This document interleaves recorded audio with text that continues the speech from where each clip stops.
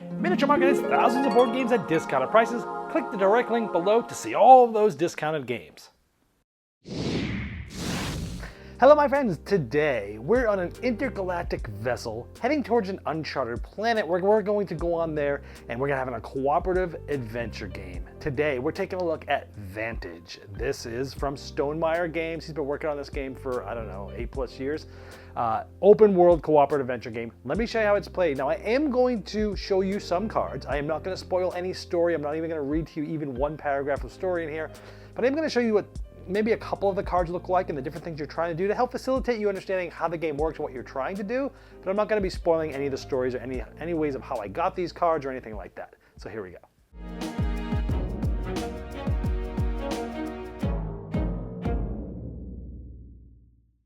Now, at the beginning of the game, each player is going to get a character, and that character is going to have some special abilities that you'll use throughout that game.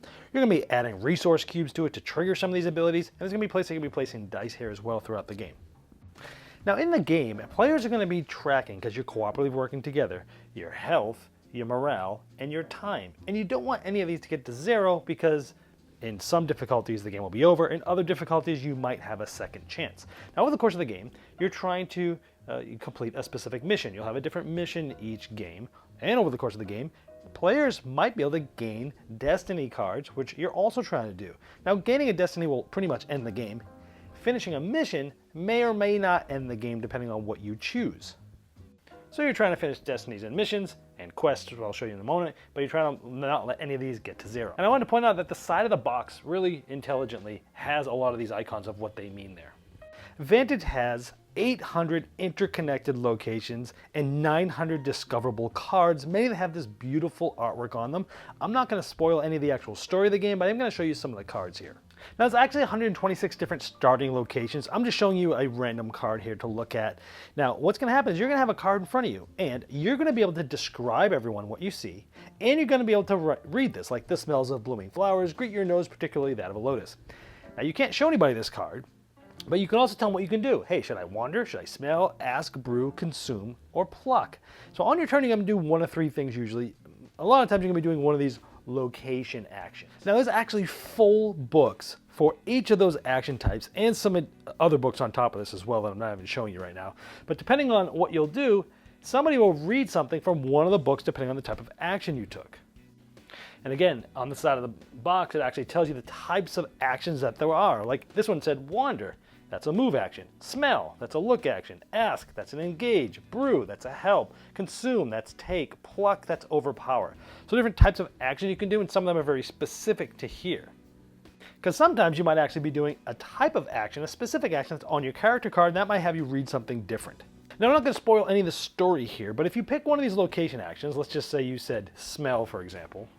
Now, smell was sort of a look action. So somebody will look in the lookbook and they will look at the card number that this is. And it'll tell you how much cost it is. You have no idea how much it's going to cost before you go there. Like in this case, it just says 1 smell. So that's what somebody will read to you, just 1 smell.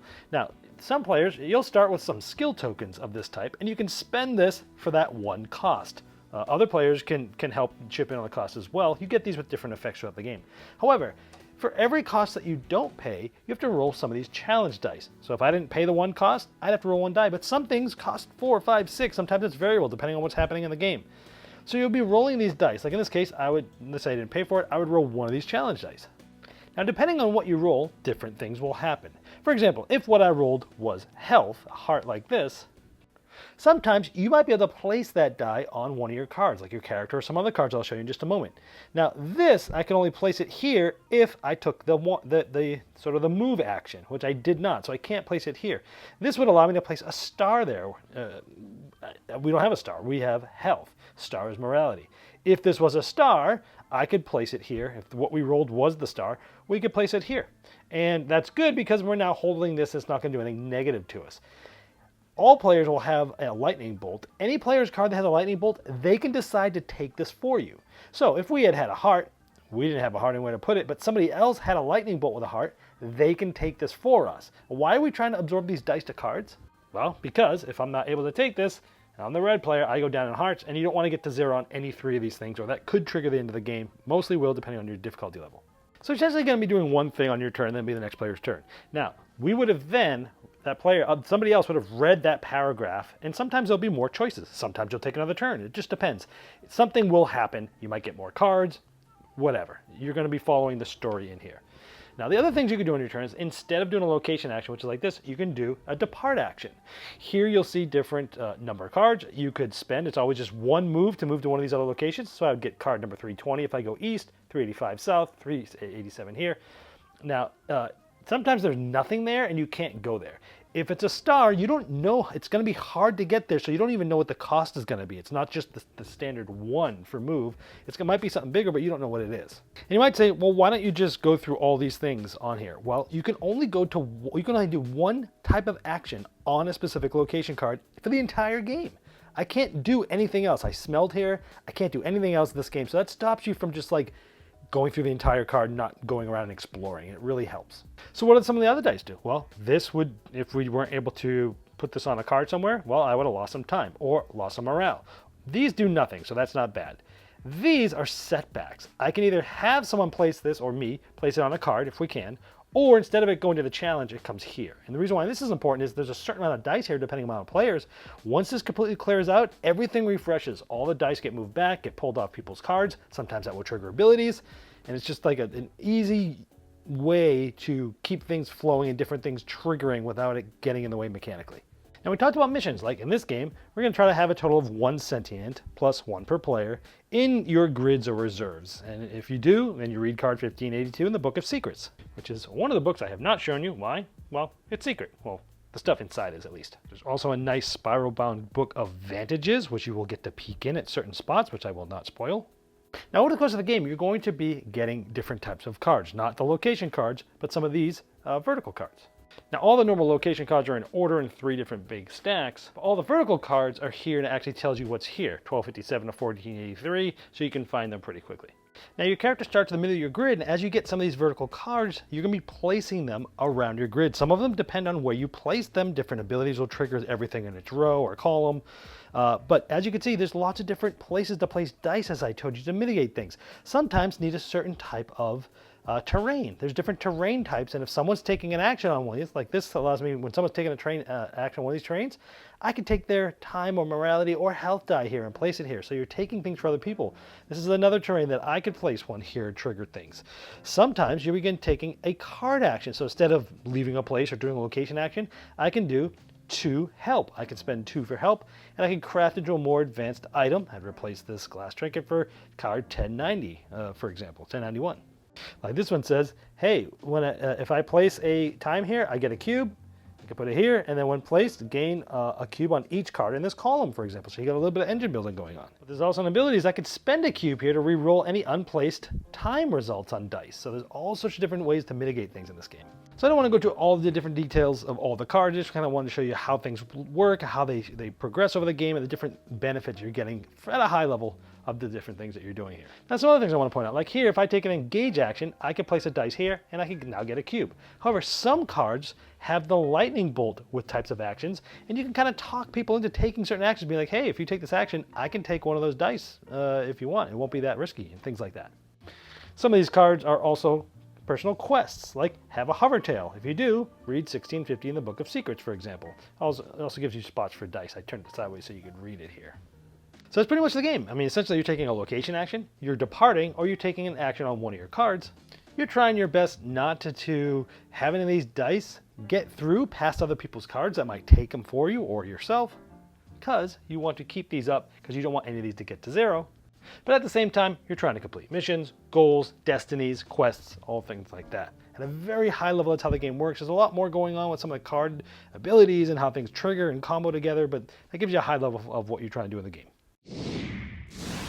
Now, before I get to the moment you've been waiting for, I want to let you know that Game Toppers upgrades every game you play, being the one table to rule them all, with Game Toppers, leg kits, dining covers, and premium game mats, and more. Their 5.0 Kickstarter is live now, and they found a way to deflate prices to pre-pandemic levels without sacrificing their quality brand. Now, in some cases, even by $200 or more, dropping the prices of shipping by as much as 50%, saving another $100 plus. Check out the new Ryan Lockett and Amber Sharf mats. Go to GameToppersLLC.com to learn more. All right, let me tell you my biases coming in here is that, Seventh Continent was one of my favorite games of all time at the time that it came out. And I remember talking to Jimmy Stegmaier when it came out about how excited I was about it, how amazing it was. And at the time, he's like, well, I'm actually, it's a coincidence, but I'm actually in the middle of developing an open world cooperative game similar to Seventh Continent, but also very different. And him and I have been having a conversation about this for many, many years, and I've been super excited for this to come out. Now, that's a good thing, but it also could be a bad thing because I have huge, high expectations for this game. And sometimes when you come in with high expectations, they don't get met. Spoiler, they got exceeded here. Anyway, so this, also another thing is, when I was a kid, I loved Choose Your Own Adventure books. Loved them. Like I had stacks and stacks and stacks of these that I would lay in bed at night and I would go through these adventure books. Oh, you want to choose this? Go to page 138 and this and that. And I just have a love for that because it just brings me back to the sort of nostalgic childhood times for me. So I typically do like Choose Your Own Adventure board games to a point. So let's talk specifically about this, what I like about it. Loved the whimsical art.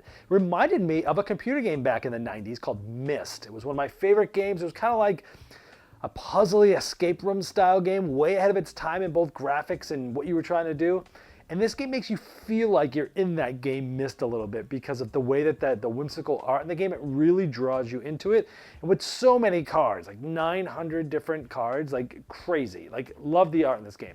I love that the mechanisms don't get in the way of the immersion and experience. I like adventure games, but I had problems with some of the games. As much as I love Ryan Lockett as a designer, Sleeping Gods fell flat for me because I felt like the mechanisms and the combat and all that stuff got in the way of what the true hero was of that game, which was the story. We're here, it's like the mechanisms are there. There's definitely things to do. There's definitely things to trigger on. There's definitely a little bit of engine building, a little bit of setting up a grid, a little bit of comboing things, but they all sort of like go away. They don't take cognitive load. The mechanisms don't get in the way of the immersion experience. One of the best things about this game. Also, the texts don't overstay their welcome. Too often in games, I'm looking at you, my father's work. I know that game was a labor of love, but that game had way too much reading on to the point where you're just bored to tears by the time you're like, okay, I just want to go back to playing worker placement again. The texts don't overstay their welcome. They're usually just a couple sentences, usually not longer than a paragraph. They're very short, they're to the point, and they're good. They don't overstay their welcome.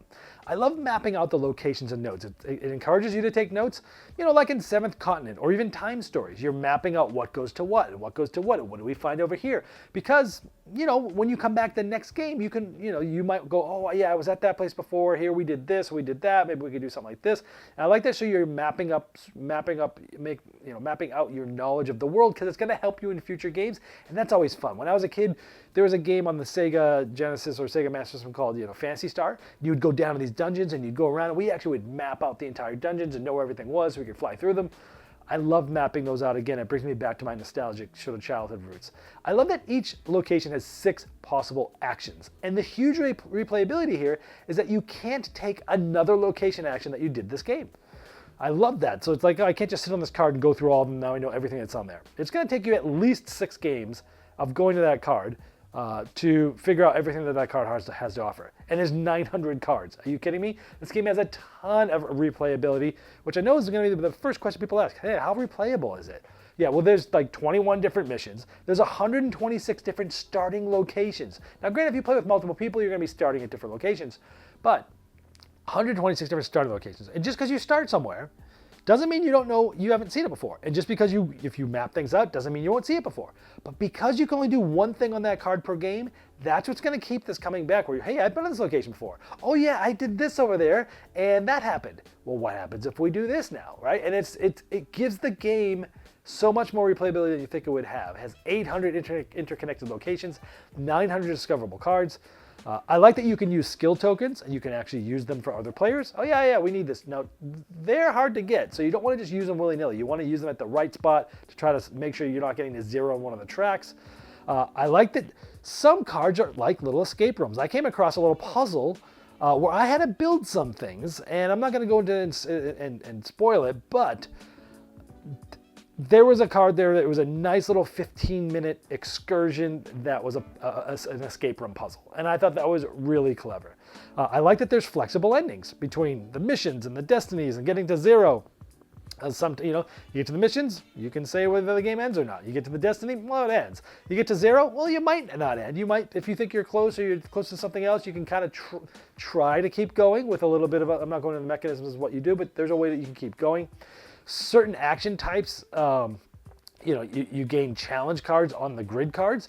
So you might say, hey, I've got this card's got a lightning bolt, and if you take the look action, I have it open.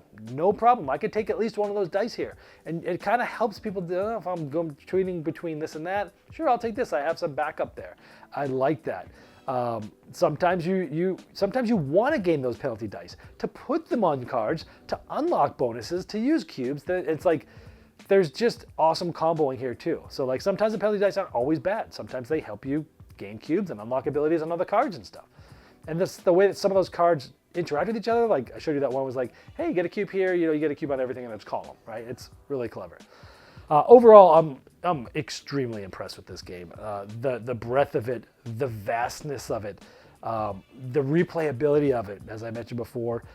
How smooth it plays, but yet there's still some decision making. This isn't Tales of the Arabian Nights or Arthurian Nights where you're just literally like almost no decisions, just read some stuff and see what happens. Like this has some decision space, has a little bit of gameriness there without it having high overhead. The game is fantastic. Anything that I didn't like about it?